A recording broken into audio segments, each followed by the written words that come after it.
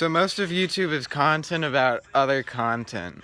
So I was thinking I'd unreel this load of mental cogitation in such a way that would be fitting. So this is gonna be put into a container of sell out with me tonight. And I'm gonna start with this thing about I can't tell Tom Hanks and Bill Murray apart.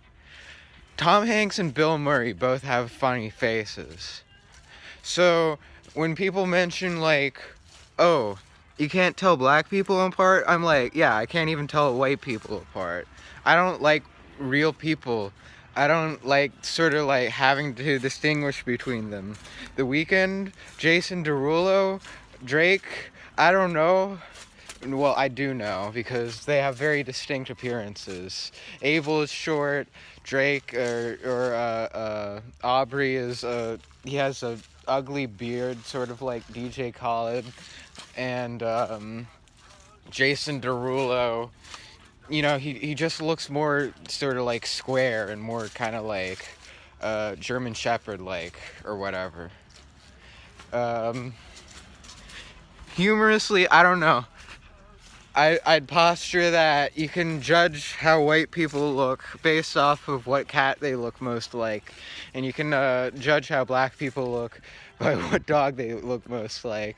I don't know if that's racist. I don't know if it's more preferable to look like a cat than a dog. But anyway, so you have that and that. You have not Chris Brown, but Chris Rock and whoever was Donkey. You have Anne Hathaway and who was that in the Jewish in The Black Swan. I just watched that. And she was also in Leon the Professional. So, with this thing, I come to this thing where I have an issue with my thought where it feels fake. It feels sort of pre-formulated. But it's my formula. So I'm like, okay, this is good. But then I sort of censor that. I'm like, oh, nobody wants to hear that. No, I don't want to hear, I'm a sucker for you. I've been falling outside of bars. No, I don't want to hear that. Okay? I don't. Maybe put on some Rina Sawayama. Sell out with me tonight. Sell out with me, oh yeah. Rina Sawayama. Ooh, ooh, ooh, ooh, ooh, ooh. So, there comes a question with this as to, in terms of MD pre-pi, how do feeling and thinking intersect? Do these biases as to how to organize information conflict with the veracity or the sort of topicality of that information? Is it maximally effective? Does it have maximum efficacy, efficiency, truthfulness to your sort of cause? And there another problem comes up where, and I'm glad I'm getting this across because it's a very direct thing. It's very serially relevant to my thought process rather than sort of some sort of shrapnel of some weird thought, which is shrapnel of another thought. So the question is, how much is the sort of principled stance close to the actually wanted stance, right? And here I'd be like, so what's better, a pretense or no pretense? This is why sarcasm appeals to me so much, because it's the funniest thing is to be sarcastic, so then even funnier is not being sarcastic. And then even funnier then is being sarcastic. It's like a dial that kind of like switches on and off. I am lying to you. So with this in mind, how much could someone talk to you in a straight line and you're still like, yeah, I'm getting some stuff from this. This person isn't just talking bullshit, right? I glean some insight from this and it's really important to me. How much of that is that, and how much of it is just kind of like pop wisdom? You know, and people get this with their sort of faves. You know, your faves are problematic, they say, but I'm like, your faves are also sort of boring. How important is like Beyonce? Is she really that important? Maybe Beyonce has some problematic tendencies. Maybe we need a post-Beyonce world.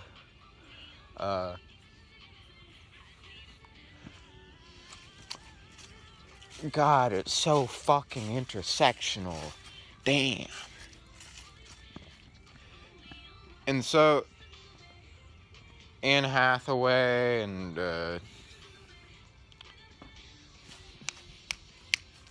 Jessica, Kaylee, Lansing, Margaret. Oh, Natalie Portman. Yeah, in Black Swan. So, it gets me to thinking basically, how fake do you have to be real? I don't know. This is just a weird thing I've thought serially throughout life. Because I don't know who I am. I don't know what part of me is me reacting to other people and how much is valuable the part of me that reacts to other people. Because it's sort of like in that phrase, you know, beauty is in the eye of the beholder, right? But then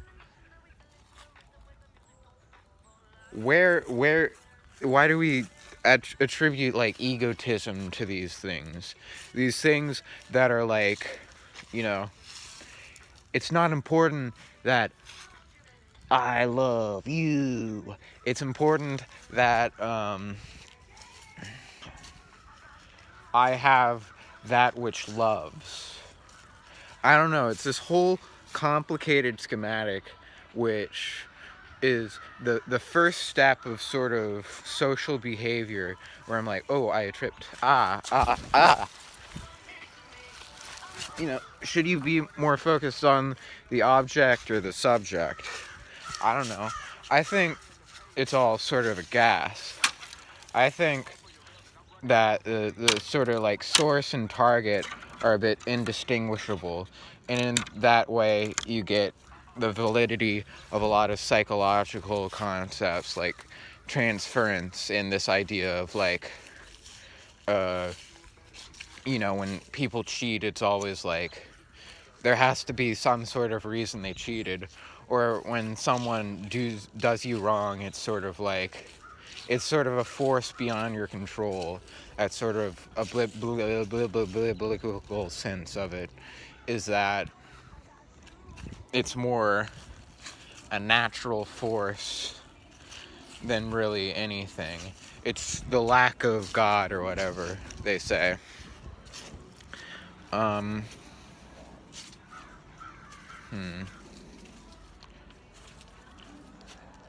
schematics are out of place. My schematics are over here, but then my feelings are over here. How do you deal with that, basically, is what I'm thinking. Because that's more than like having, you know, bad schematics. It's sort of annoying when you're like, what I'm about. Hey Dylan. You're on a video now. You're on a video now. With who? No, I'm just making a video. Yeah, alright. Yeah, right. I'll just go into capital chicken. I have a question for you philosophically. Do you feel like the way you think clashes with what you're interested in? Who knows? You see, that's an answer.